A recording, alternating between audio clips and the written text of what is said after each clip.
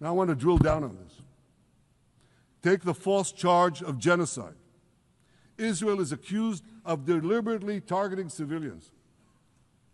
Ladies and gentlemen, the opposite is true. The head of urban warfare studies, Colonel John Spencer, he's perhaps the world's greatest expert on urban warfare. And he says, Israel is applying more measures to minimize civilian casualties than any military in history. And because we're doing that, the ratio of non-combatant to combatant casualties is less than 2 to 1 in Gaza. That's an astoundingly low ratio, lower than NATO's wars in Afghanistan and Iraq, especially when you consider that Gaza is one of the most densely populated urban areas on Earth.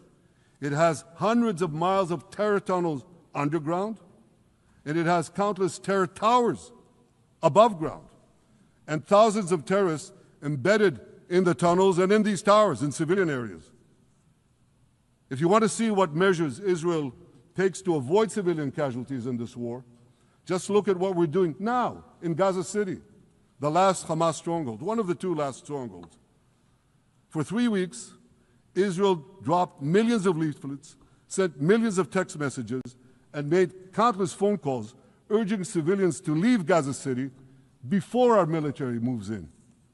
At the same time, Hamas implants itself in mosques, schools, hospitals, apartment buildings, and tries to force those civilians not to leave, to stay in harm's way. And it often threatens them at gunpoint if they try to do so. For Israel, every civilian casualty is a tragedy. For Hamas, it's a strategy.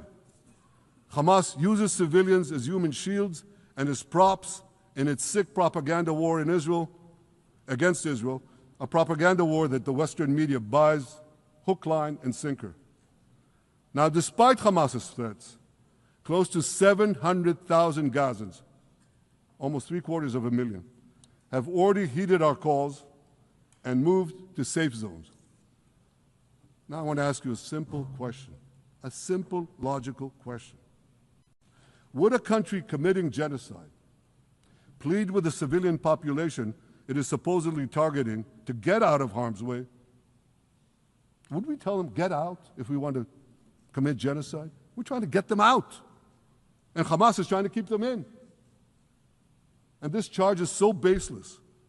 The comparison to genocide, wholesale slaughter of populations. What, did the Nazis ask the Jews to leave, kindly leave, go out?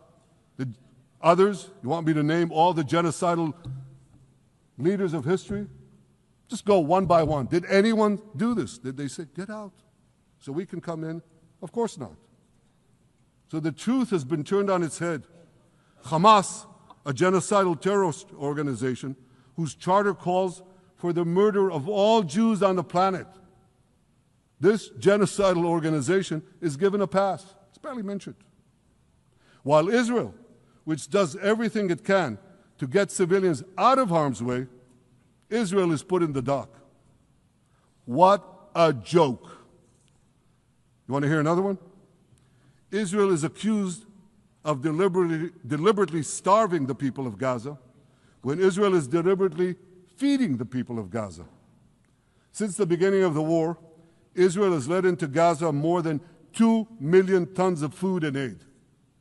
That's 1 ton of aid for every man, woman, and child in Gaza. Nearly 3,000 calories per person per day.